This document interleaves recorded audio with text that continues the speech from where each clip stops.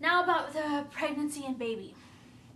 Okay, so people want to know about my labor and delivery plans and if I'm scared. So I'm really not scared because I don't let myself dwell on it.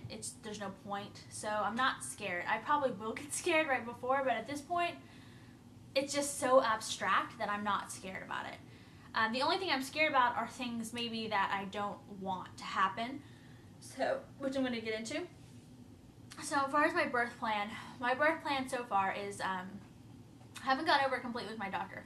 I am going to use pain stuff like an epidural. I do want an epidural. I prefer not to have other drugs. Like I really don't want Pitocin because when you use Pitocin, it can increase your chance. It does increase. It's not can. It does increase your chance of having to have a C-section. And so, but I'm not against it. So if they need to use Pitocin, that's fine. I just hope that I don't, but they usually do use it, so I'm sure I'll have to. I do not want a C-section.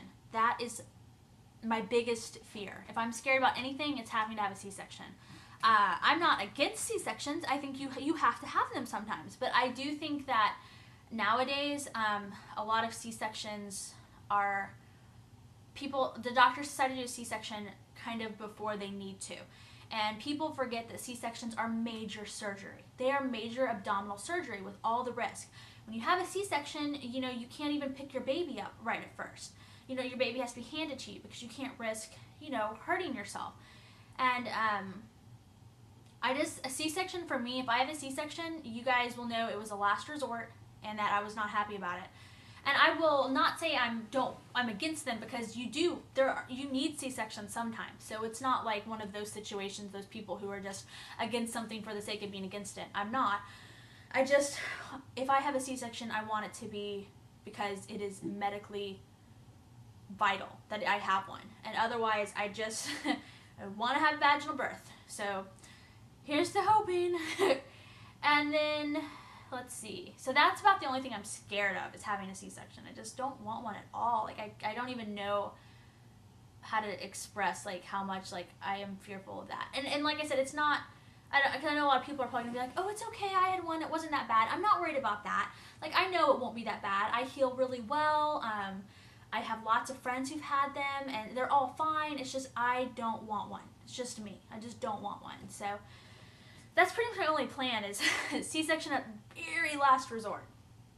But I am going to use epidurals. I'm not even too proud to admit that. So I think it is so awesome, those women who don't, but like I plan on it. And I am going to have a hospital birth. I really did consider using a midwife or even having a home birth, but one, no home at the time. So, and two, I'm still sometimes wish I had gone with a midwife. But I really like my doctor, and I feel very comfortable with her. And I think at the end of the day, that's what's important, is that no matter what, I think I just like my doctor. I like her as a person. So I feel comfortable with her, and she just happens to be a doctor, not a midwife. So I'm going to go with her, but that's my plans. And then somebody wanted to know, how long do I plan on making updates? No real idea. I'm definitely, since I have, like some of those girls, some of you lucky ladies out there are so thin. You have your baby and your stomach's bounced back. I can already tell you guys that's not going to be me. So I'm definitely going to continue to make updates and even just, getting my body back in shape updates as well as updates about the baby and everything. So I'll probably do it maybe more sporadically, but I plan on just kind of keep going because, it's just a really nice community we have here and it's very supportive and I like that. So do I get worried about miscarrying? I used to when I was earlier on. I just, not an excessive fear, but it did scare me a little. Actually, what scared me more was preterm labor, like having the baby early. That scares me more than miscarrying. Just that worries me more. So, but even at this point, as I get further along, I just feel less and less of those fears. So. And then someone wanted to know, do I work? And if I do I plan on working after the baby comes? And I did work. I was freelance, so that means I take jobs like when I want them and in film. And I kind of had the film market kind of crashed a little, and so I wasn't getting as much work anyway. then we started trying to get pregnant, and my plan was always to not work after. I want to be a stay-at-home mom. And if I do work, it'll be kind of like side projects or things I choose just for fun when it's convenient for my life and my child.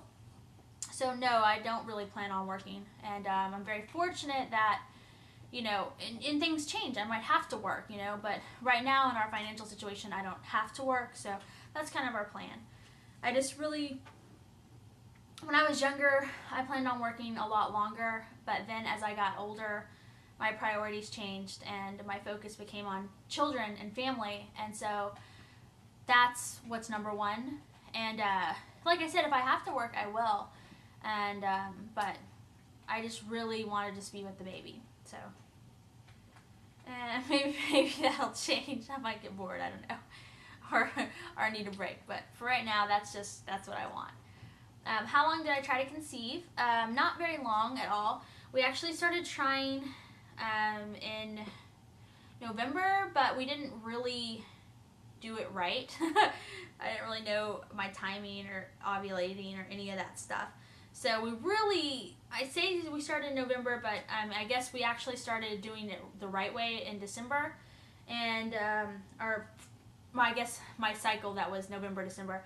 And then, so really it just took the second cycle I got pregnant. So we got pregnant really quickly, which is really good blessing, and very grateful for that, because that was one thing I did fear, was that I wouldn't be able to get pregnant.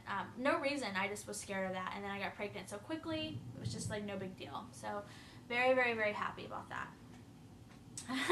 Now someone wanted to know if I was getting stretch marks, and if so, when. And yes. Oh man, so I'd say around 19 weeks or so, I started getting a couple on my sides, and they've just kind of stayed, haven't really gotten worse, but they're there, right?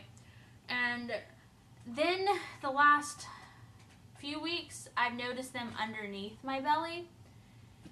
What can you do? My doctor, she warned me I might get stretch marks because my stomach, ever since I started to fill out my stomach, it has been tight. And the skin's just always tight there, and I lotion it all the time. I do all the stuff, everything. You can't get rid of them. I mean, you can't prevent them completely. So I am getting stretch marks, but I have chosen to not worry about them, and I'm sure they'll get worse, but maybe not. And you know what? They're badges of honor, because they're, you know, because of my child and that fact that she's growing. And so, yeah. So I'd say that the side stretch marks came around 19, 20 weeks, and the other stretch marks came around 23, 24 weeks, 25, maybe even just the last couple weeks. I've only noticed them the last week or two, so I don't really know when those popped up. It's kind of hard to see underneath my stomach now. It's big enough. So anyway, so that's it. Alright guys, so that's the Q&A video. Hope that answered everything. And alright, any more questions, I'll just answer the rest of my videos. So bye guys.